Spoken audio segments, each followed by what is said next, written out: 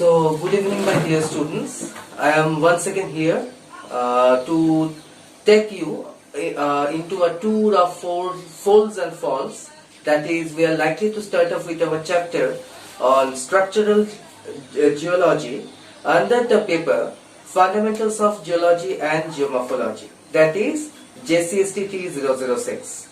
So, in the very first, let's try to understand what does the term structural geology means. Structural geology is basically study of the factors such as the origin, occurrences, classification, types and effects of the various secondary structures like that of the folds, faults, joints, rock cleavages, etc., which are basically present over the primary structures just in the form of bedding or in form of vestibular structure or develops over the rocks during the time of their formation. So in a nutshell, if we have to speak, this particular structural geology subject basically deals with the factors dealing with the occurrences, formation, types, after that the effects of the different types of secondary structures, as I have mentioned, like that of the folds, faults, bedding, planes, of the rock cleavages, etc., joints, which are basically formed over the primary structures, either during the time of the formation or during the later course of period. So, out of this particular secondary structures, there is a very common term which we are well familiar with. That is basically the term of outcrop. Now, what does this particular outcrop means? Outcrop basically means any geological formation that is exposed over the surface of the earth. That is basically an outcrop. Let me just cite you with an example. We all are well acquainted with the Tagore Hill of Ranchi. That is itself an outcrop in its own. Or we may speak about the Mama Bhagne Hills, the Mama Bhagne Pahad in Dubrajpur in Birbhum district. So that can also be classified as an outcrop to a certain extent.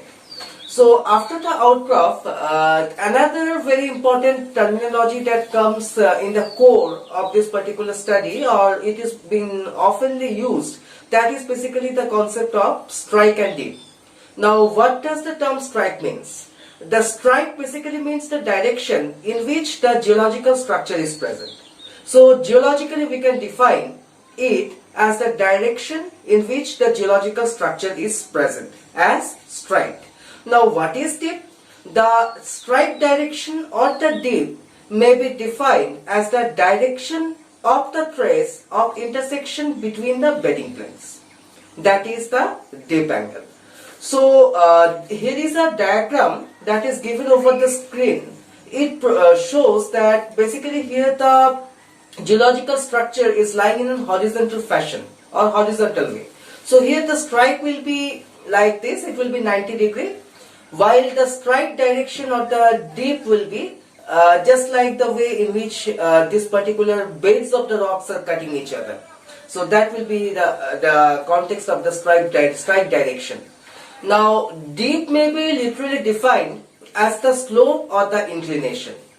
In structural geology, or in the context of the structural geology, dip can be expressed as the direction and amount.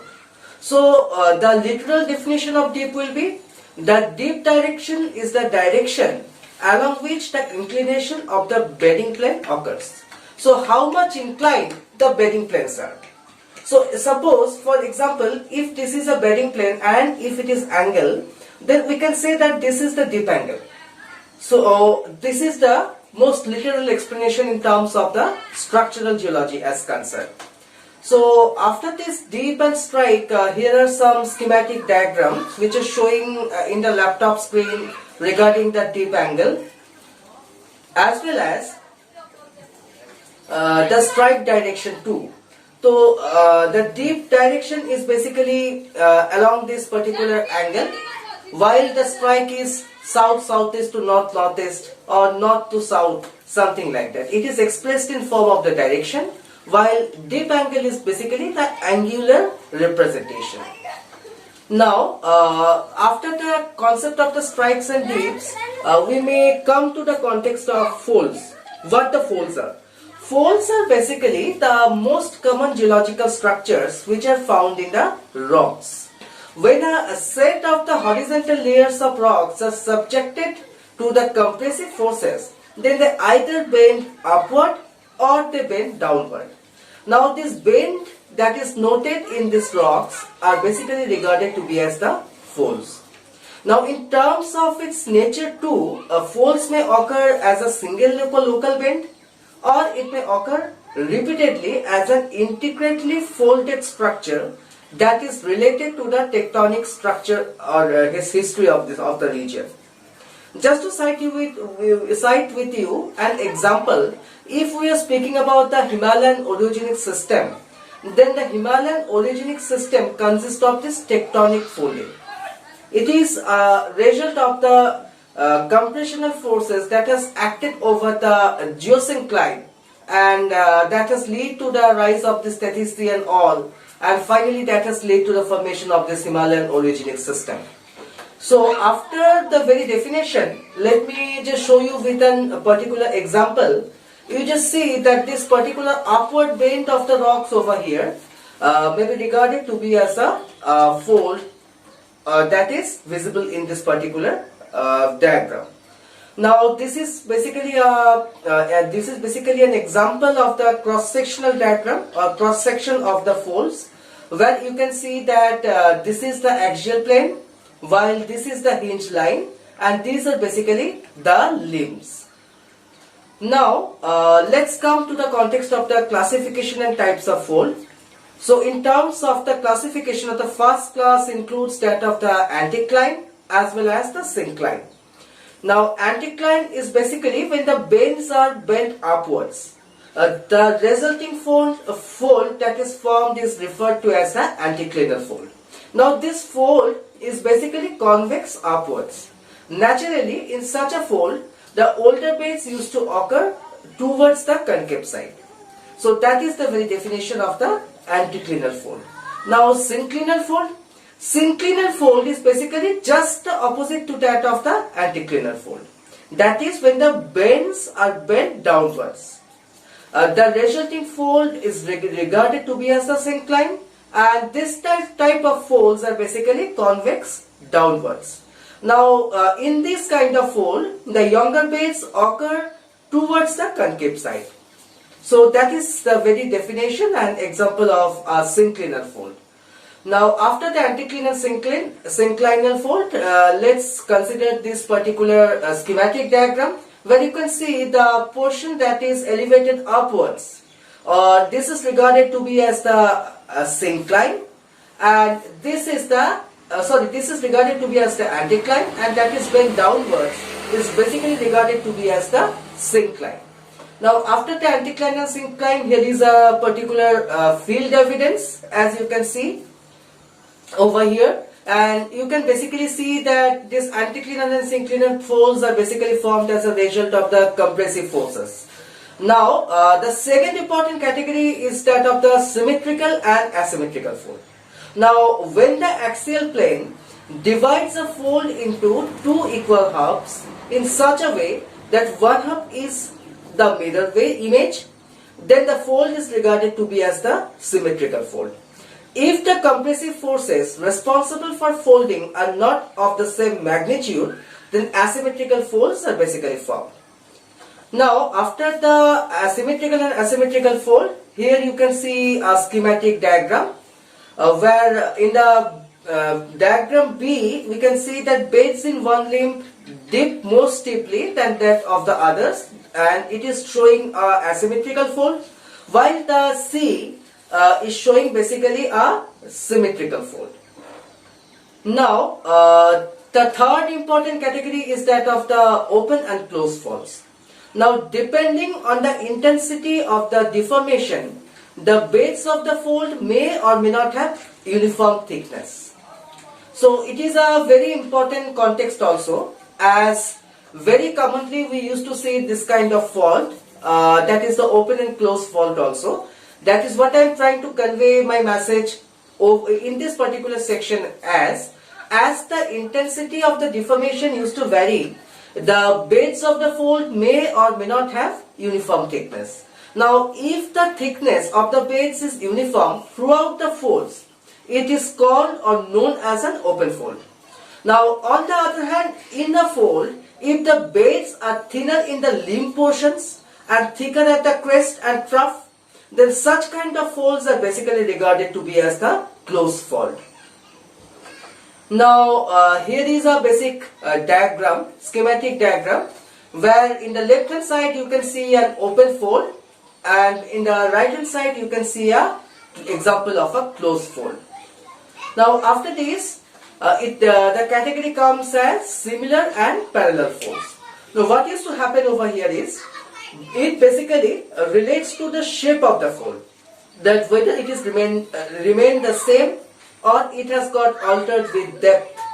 Now, folds are grouped as similar or the parallel folds based upon the variation or alteration of the folds with relation to the depth parameter is concerned. Now, in the case of similar folds, what used to happen is the shape or pattern of the folds remains the same at depths also. That is, if we go downward also, it will just remain the same. While in the case of the parallel folds, the crest and trough become pointed or angular. Now, after the similar and this parallel folds, here we can get the diagram. On the left hand side we can see the diagram of similar folds, while in the right hand side we can see the diagram of the parallel or concentric folds. Now, after that we can come to the category of the miscellaneous folds. That is, in its first category, the context of the overturned fold. Now, what used to happen over here? Usually in simple folds, the limbs show the order of the superposition. But when one of these limbs is overturned, the order of the superposition of beds in that particular limb will be of the reverse order. And if such type of fold is being formed, then it is basically referred to be as the overturned fold. Now, after that, this is an example of the overturned fold or diagrammatic representation of the same. I will upload it in my lecture video over the ITER YouTube channel. Now, we can also come across the chevron folds. That is also a particular type of fold or particular category of fold. What used to happen over there is, when the crest and troughs of the beds are smoothly curved, then what used to happen, if some folds are sharply bent, having angular crest and troughs, then such kind of folds are basically regarded to be as the chevron folds.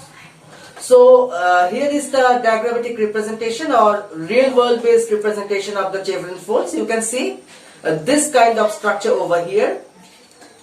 So, after the chevron folds, let's come to the context of the isoclinear folds. Usually the folds, we all know that folds basically have inclined limbs. That is, the limbs will mutually be diverging or converging with reference to the axial planes. But in some folds, the limbs will be mutually parallel to a great extent. Now, if it's happens so, then such kind of folds are basically regarded to be as the isoclinear folds. These folds may have vertical or inclined or in horizontal nature. So, isoclinear folds used to happen when the limbs of the folds will be mutually parallel to a great extent. Now, such folds are regarded to be as the isoclinear folds. Now, after the isoclinear folds, this is the diagrammatic representation that we can come across.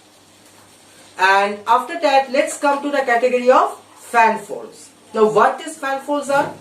In the case of fan folds, the trend of folding is just in a reverse direction. That is, in the anticlines of the fan folds, the limb dip towards each other with reference to their axial plane.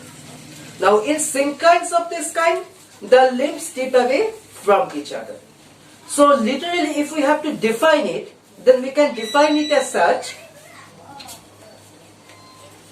as fan folds may be basically defined as the folds in which the limbs dip away from one another and in simple synclines they dip towards each other. Okay. So this is the diagrammatic representation of the fan fold. Now after that comes the context of the domes and basins. Now what used to happen is, usually a fold will have two distinct limbs. We all of us know that. Now some folds do not have any specific limbs and appear as beds locally pushed up or down. That is, their shape used to appear as a dome or a basin structure. Now in a dome, which resembles an upper hemisphere basically, the dips are found in all sides from a common central top point. Now this particular kind of fold is also a way of anticline, or it is a type of anticline, while what used to happen in case of a basin, basically it looks like a bowl. That is, the slopes are just the opposite. Now this is the diagrammatic representation of the domes and basins. As we can all see, this is a dome structure. You just see that the oldest formations are exposed over the surface, while as we move downwards, we can have the youngest formations. Now this is a basin structure where you can see that the youngest formations are basically lying on the upper surface or the upper part, while the oldest formations are basically exposed on the lower parts respectively. Now another type of fold may be as G-anticlines and geosynclines.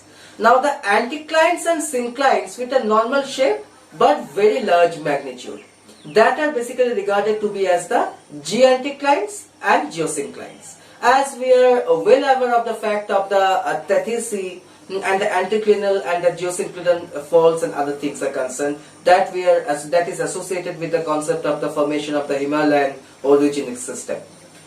So this is basically a diagrammatic representation of the G-anticlines and the geosynclines. Here you can see. So this is basically the anticline, you can see, while this one is the geosyncline, that is the downward bend, but in a greater magnitude. So with this we come to the conclusion of the discussion pertaining to that of the folds. Today we have discussed about the basic definition of fold, the different types of the folds. Now in terms of the examination, what may come is that diagrammatically explain the different types of folds. That may come as a subjective question where you will have to discuss all these particular types as I have discussed over here, as well as we will have to provide me with good sketches.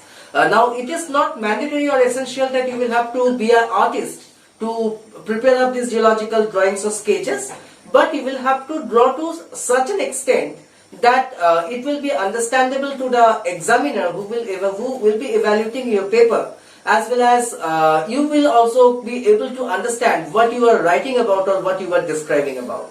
So with this I come to the conclusion of this. Now the next class will be on the concepts of fold. It will be tomorrow from 4:30 p.m. onwards.